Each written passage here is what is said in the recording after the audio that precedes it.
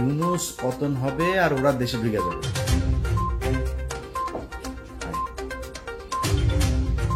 আসসালামু দর্শক, হঠাৎ করেই রাজনীতির আকাশে কালো মেঘের ঘনঘটা, একটা দুর্যোগ মনে হচ্ছে আসন্ন। আসসালামু আলাইকুম ভিউয়ার্স, দেশ ও দেশের বাহির থেকে যারা আমার ভিডিওটি প্লে করেছেন জানাচ্ছি আন্তরিক শুভেচ্ছা অভিনন্দন। আশা করি সবাই ভালো আছেন, সুস্থ আছেন, আলহামদুলিল্লাহ। তো ভিউয়ার্স, ডক্টর মোহাম্মদ ইউনূস ও সেনাপ্রধান জেনারেল ওয়াকারের ভেতরে লেগে গেল রাজনৈতিক ক্ষমতার লড়াই। ক্যান্টনমেন্টে গভীর রাতে বৈঠক করার পর থেকে দেশ এক অস্থিতিশীল সংকটের মধ্যে পড়েছে। সেনাপ্রধান ওয়াকার আগামী ডিসেম্বরের ভেতরেই তথা আগামী 90 দিনের ভেতরে নির্বাচনের রোডম্যাপ চেয়ে অন্তর্বর্তী সরকারকে চাপ প্রয়োগ করেছে এবং ভারতেও এজেন্ডা বাস্তবায়ন করতে আওয়ামী লীগ নিষিদ্ধ হওয়াটাই যেন ডক্টর ইউনূসের কাল হয়ে দাঁড়িয়ে এলো। কেননা আওয়ামী লীগ নিষিদ্ধ হওয়ার পর থেকেই সেনাপ্রধান ওয়াকারকে ব্যাপকভাবে বিক্ষিপ্ত বক্তব্য দিতে দেখা গিয়েছে। ভারতীয় এজেন্ডা বাস্তবায়নের ক্ষেত্রে এখন ইউনূস সেনাপ্রধানের কতটা ভয়ঙ্কর লড়াই হতে যাচ্ছে আরও সামনে, বিস্তারিত জানবো রিপোর্টে। সো ভিডিওতে যাওয়ার আগে ছোট রিকোয়েস্ট করবো, যারা চ্যানেলটি সাবস্ক্রাইব করেননি সকল আপডেট সবার আগে জানতে অবশ্যই চ্যানেলটি সাবস্ক্রাইব করে পাশে রাখবেন। দর্শক আসুন স্ক্রিনে। আসসালামু আলাইকুম দর্শক, হঠাৎ করেই রাজনীতির আকাশে কালো মেঘের ঘনঘটা, একটা দুর্যোগ মনে হচ্ছে আসন্ন। এই অবস্থায় সব রাজনৈতিক দল এখন বক্তব্য দিচ্ছেন। মামুনুল হক হেফাজত নেতা, তিনিও কথা বলেছেন। খবরের একটা শিরোনাম, মান অভিমান ভুলে প্রধান উপদেষ্টা এবং সেনা প্রধানকে দায়িত্ব পালনের আহ্বান মামুনুল হকের।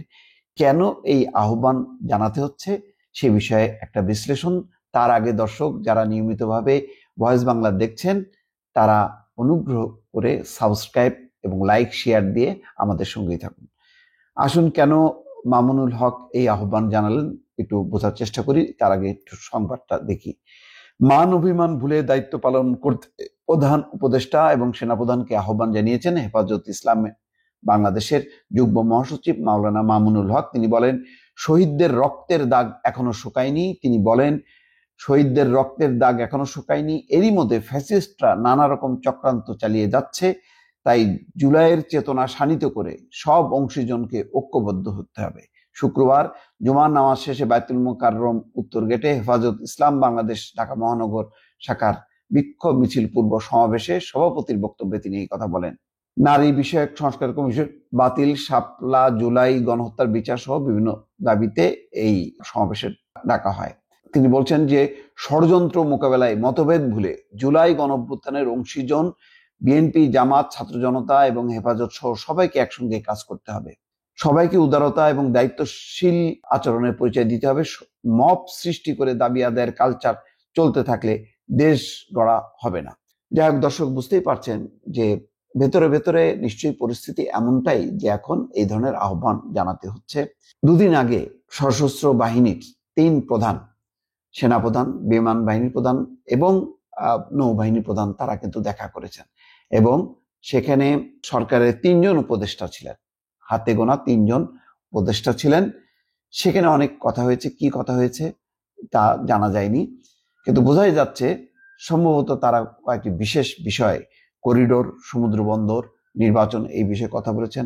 এবং তারপর সেনাপ্রধান রীতিমতো অফিসার্স অ্যাড্রেস এই শিরোনামে সমস্ত অফিসারদের সঙ্গে সারা দেশে বিদেশে সেনা অফিসাররা যে যেখানে ছিলেন তাদের সাথে কথা বলেছেন এবং লম্বা সময় ধরে প্রশ্নের উত্তর দিয়েছেন এবং সেখানে করিডোর, নির্বাচন, এই বিষয়গুলো কথা এসেছে এবং তিনি বলেছেন যে নির্বাচিত সরকার ছাড়া গুরুত্বপূর্ণ সিদ্ধান্ত নেওয়া ঠিক হবে না এবং নির্বাচন ডিসেম্বরের মধ্যে হওয়া উচিত।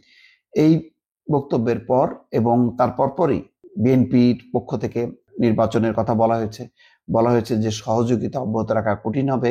এছাড়াও বিএনপির মহানগর দক্ষিণের উদ্যোগে ইশরাককে শপথ নেওয়ার দাবিতে 7 থেকে 8 দিন যে অচল অবস্থা মহানগরীতে, সব মিলিয়ে সরকারের উপর প্রবল চাপ তৈরি হয়েছে। এছাড়াও ভেতরে ভেতরে আমরা তো সব খবর জানি না, কোনো রদবদল নিয়ে হয়তো বা নিয়োগ বদলি নিয়ে প্রধান উপদেষ্টার দপ্তরের সাথে সেনা সদর দপ্তরের একটা মতবিরোধ তৈরি হয়েছে। সেখানে কোনো কোনো কর্মকর্তাকে গুরুত্ব দেয়া হচ্ছে বা তাদেরকে গুরুত্বপূর্ণ পদে আনার ব্যাপারে একটা চিন্তা ভাবনা চলছে, যে কারণে ভেতরে ভেতরে একটা দ্বন্দ্ব সংঘাত তৈরি হয়েছে। তার সাথে যুক্ত হয়েছে জাতীয় কয়েকটা ইস্যু। ফলে দূরত্ব বেড়ে গেছে ডক্টর মোহাম্মদ ইউনূসের সঙ্গে সেনাপ্রধান ওয়াকারুজ্জামান।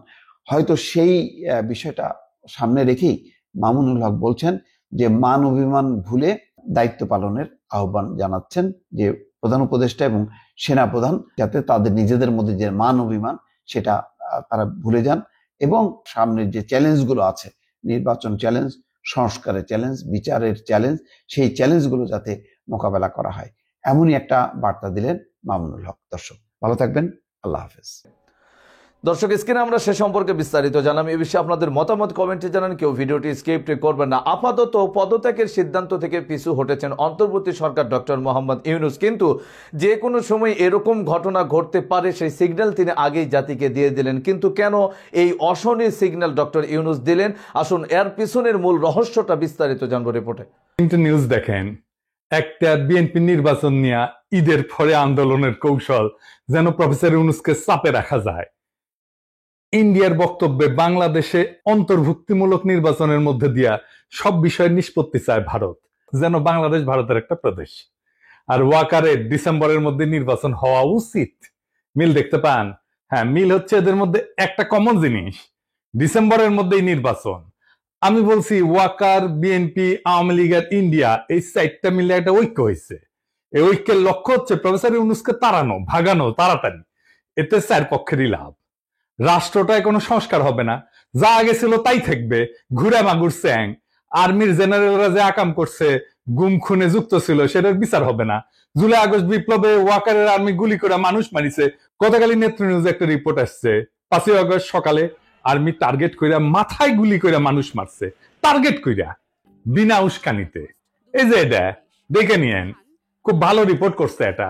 এইগুলার বিচার যেন না হয়, এইটা ওয়াকার চায়। যারা গুম খুনে যুক্ত ছিল তাদের যেন বিচার না হয়, বিডিআর হত্যাকাণ্ডের যেন বিচার না হয়। শুনেন তার মুখেই।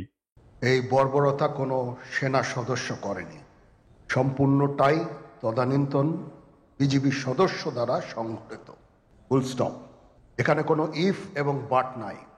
এই ওয়াকারের নেতৃত্বেই প্রাণঘাতী অস্ত্র দিয়া বিক্ষোভকারীদের গুলি করে মারা হয়েছে। আয়নাঘর ভিজিট করতে বাধা দিছে প্রফেসর ইউনূসকে। নিজে গেছে ভিজিট করতে, ওই গেছে ভিজিট করতে, ওর আর্মি অফিসাররা তো এই কাজ করেছে, ওই গেছে, যায় নাই। হাসনাতকে ডাইকা হুমকি দিছে, পরিশুদ্ধ আওয়ামী লীগ আনবে। ইন্ডিয়া সিকুর দিছে ইনক্লুসিভ নির্বাচন করে। ওয়াকার এরপর থেকে কে হুয়া করে সিকুর দিচ্ছে ইনক্লুসিভ নির্বাচন করে। এই ঐক্যে বিএনপির কি লাভ? সে আর একটা আওয়ামী লীগ হয়ে উঠতে পারবে, ফ্রি স্টাইলে লুটপাট করবে, ভোটার ছাড়া নির্বাচন করবে, গুম খুন শুরু করবে। করছিল তো 2 কোটি নাকি ভোটার, না 1.5 না 2 কোটি ভোটার, ভুয়া ভোটার তালিকা করছিল। ক্রসফায়ার করবে, ক্রসফায়ার তো শুরু করছিল বিএনপি, জানেন তো। এটা নিয়ে আসিচ্ছে আর একটা এপিসোড কইরা। আওয়ামী লীগের লাভ, তার বিচার হবে না। এত জুলুম চালানোর পরে যে দলটা নিশ্চিহ্ন হয়ে যাওয়ার কথা ছিল, সে আবার ফিরে আসবে রাজনীতিতে। 75-এর পরে ফিরে আসিছে যেভাবে সেভাবে। আর ইন্ডিয়া, হাসিনা যা দিছে, যা ইন্ডিয়া সারা জীবন মনে রাখবে, সেটা অব্যাহত থাকবে।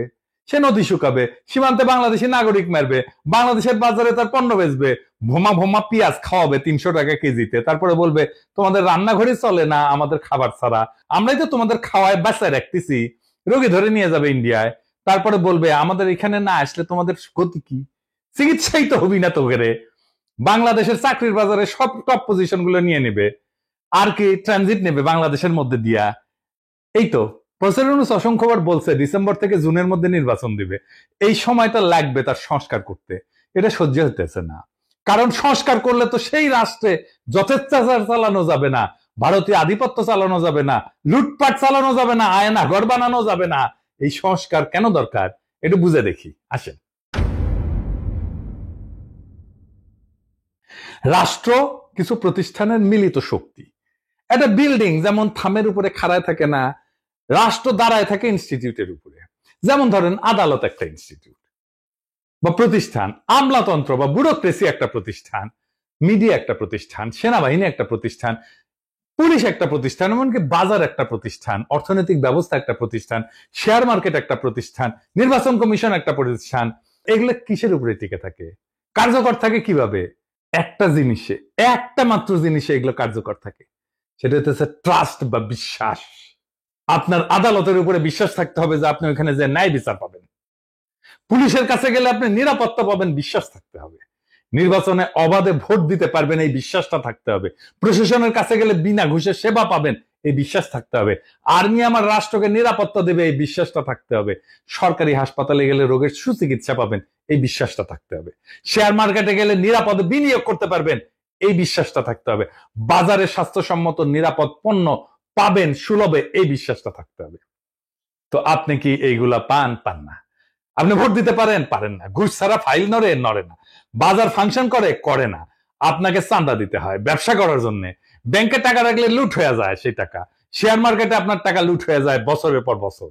ওয়াকার বলে আর গুলি চালাবে না সেনাবাহিনী, আর সেই দিনই নিরস্ত্র শান্তিপূর্ণভাবে বিক্ষোভ করা মানুষকে টার্গেট করে মারে ওয়াকারের সেনাবাহিনী। তো বিশ্বাস আছে? থাকে না। যে সেনাবাহিনী দেশ রক্ষা করার কথা সে আয়না ঘর বানায় ক্যান্টনমেন্টের মধ্যে, সেখানে পশুর মতো বন্দি করে রাখে মানুষদের দিনের পর দিন। আর কত বলবো? তো এই বিশ্বাসটাই ডেমোক্রেসি। শুধু ভোট দেওয়াটা ডেমোক্রেসি না, ভোট ডেমোক্রেসির একটা পার্ট।